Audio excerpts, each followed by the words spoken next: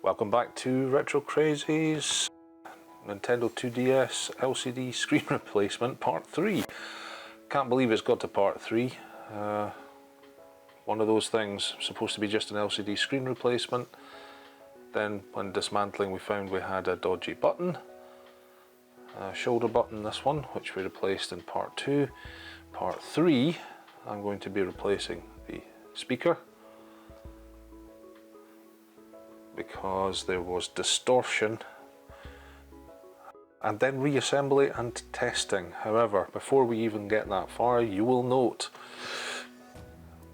speakers everywhere, and this is a generic warning for everybody out there. I purchased initially 5 speakers, let me bring them up so you can see them, from eBay. Well, from AliExpress, and you can see every single one of these 5 that came through is damaged beyond use. They delivered them like that, so every single cone is being crushed by every single other cone, so no good. So I ordered 2 from the UK, and they came through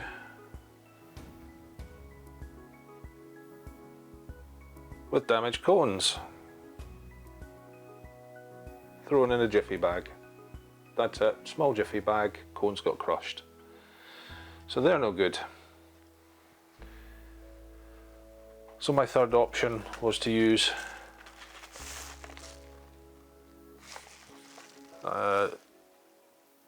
zlabs, zlabs.com. This is not a sponsored video, and what I ended up with is an absolutely perfect speaker, which I've already transferred the wires over onto. So that's going to be first on the hit list, is solder this back into place on the board. Once that's back into place, it'll be time for reassembly of the whole 2DS, followed by testing, and fingers crossed at the end of this we have a fully functional 2DS. You've seen me do all this before.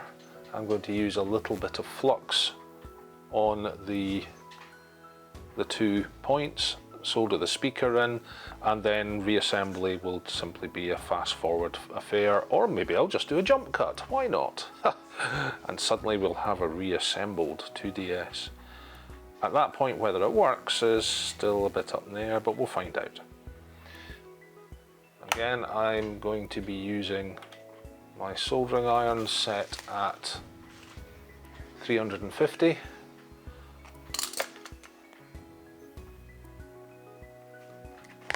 And some flux. I quite like this Kingbo RMA 218 flux. It's like a paste. It's quite thick. I know in a lot of the other channels use different types. Tronics Fix, big shout out there. He likes using the type that's actually put on via a syringe, as does my mate Vince, another shout out there. Never used it, used to using this, so that's what I stick with. So a little bit of flux there. Hopefully that will be the last of the need for flux. And now I'm just going to add a little bit extra solder and attach the speakers.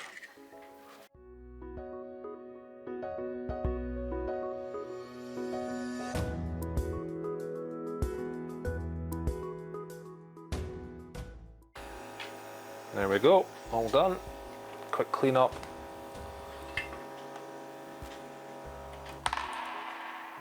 Quick clean up followed by, I'm going to put a little bit of conformal coating just where I've scratched off, just to protect the board a little bit, and that is it. So again, 99.9% IPA, isopropyl. Quick squirt on, and then all we're doing is lifting the remainder of the flux off.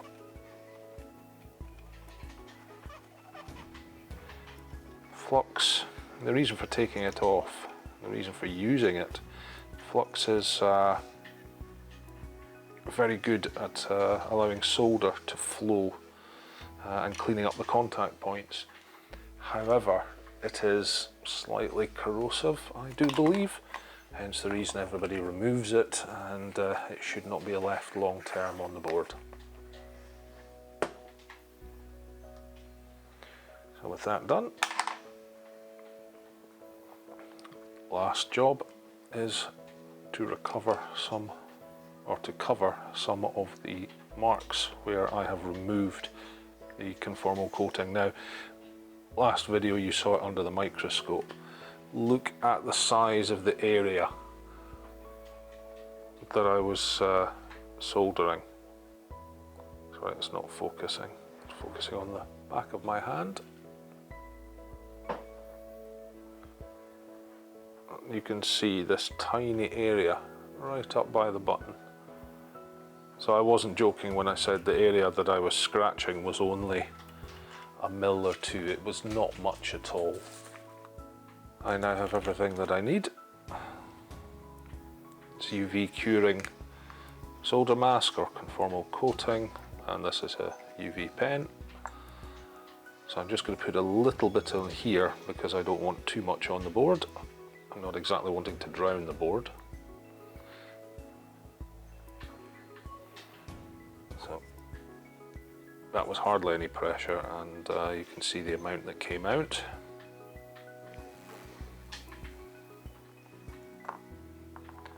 And I'm going to cheat and just use this just to pop it on. Very minimal actually used.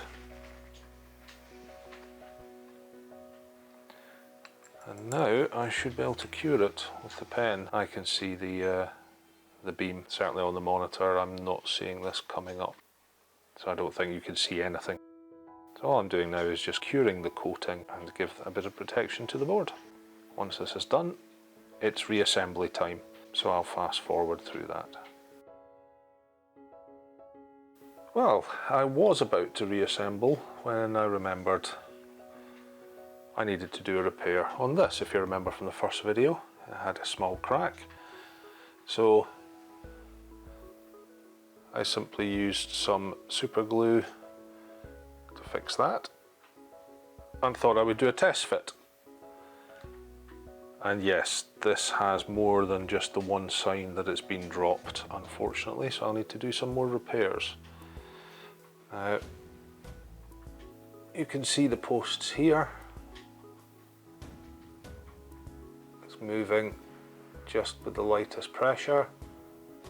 This post is also moving, and there is a crack right the way along here. There's also a slight crack at the base of this post at the back. So I am simply going to use some super glue. I'll run it in, and then I'll use an activator just to set it quickly. Process is really simple. Get your super glue. We'll do the large area first, which is right along this crack. Drop in your super glue. I personally like to just force it into the gap by compressing, and then once you're done, compress, activate it, give it a second, and the hope is you haven't stuck yourself.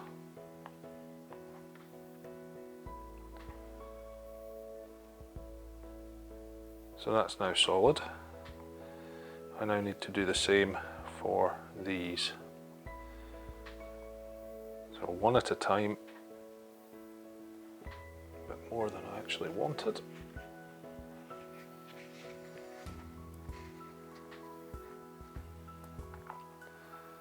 I'm going to lift this up so it's vertical. Quick spray.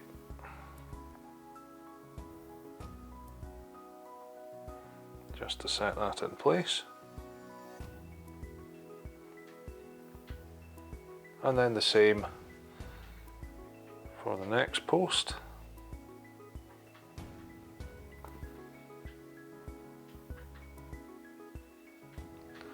Again, just holding it in place.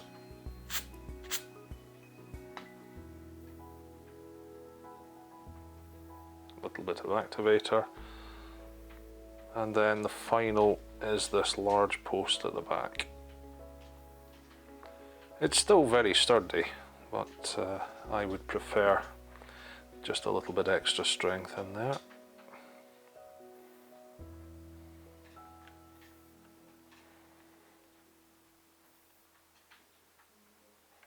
So again, I'm just going to get it to go into all the gaps, and then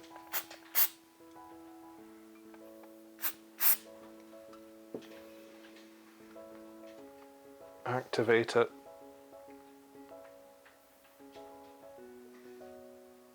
and as long as I haven't superglued my fingers, that should be that. Simple quick fix. It's internal, it's not going to be seen, but it'll give a little bit more strength and stability to the top of this console. Now that we have that done, it is time for the reassembly montage.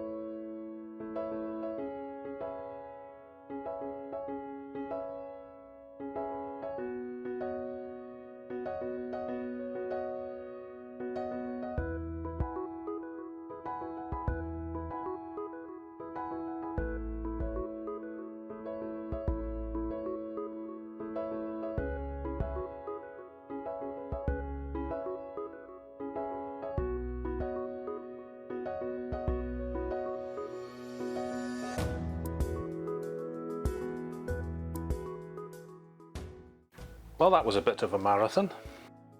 Initially I thought I'd broken one of the screen connectors. It just would not latch down. Turns out I had not. I just hadn't pushed the cable far enough in for it to latch. So I've given it a quick clean. It's not pristine. There's an impact mark there. There's a small impact mark at the top. However, it's clean and it's neat. Until we get to this side. And I don't know if you'll be able to pick that up clearly. This edge is proud. Oh, try again. There you go. This edge is proud. It's sticking out. This whole side panel, I'm going to need to get a replacement. It looks like it's been sat for so long, damaged, that it's twisted and it's just not sitting properly. However,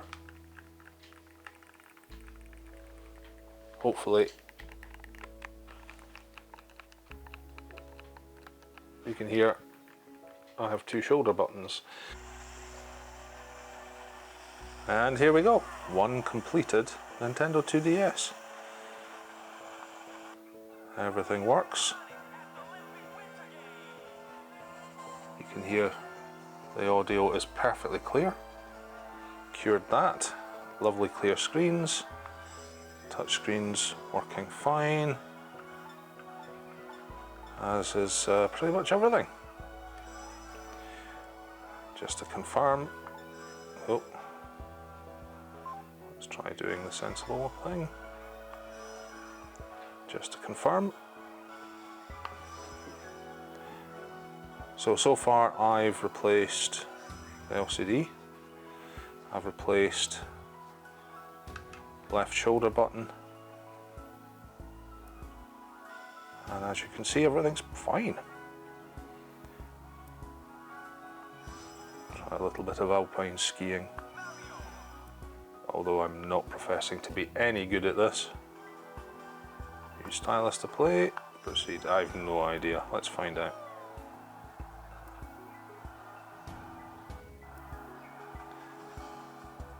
Here goes nothing.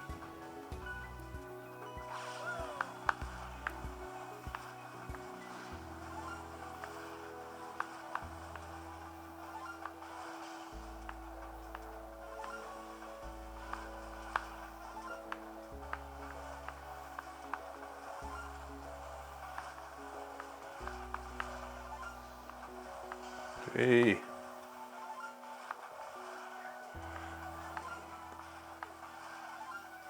It's nice and responsive, screen's perfectly clear, sound is great. I'd say job's a good one. So I hope you liked this video. While this is not perfect and I needed to do a little extra repair to the casing, I'm going to call this 100% done. Thank you for your time. Hope you enjoyed the video, or 3 videos. But it does just go to show that you never know what you're going to get when you buy off eBay.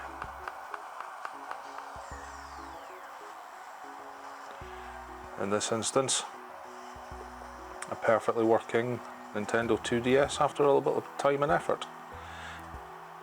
Thanks for watching. Please subscribe. Bye.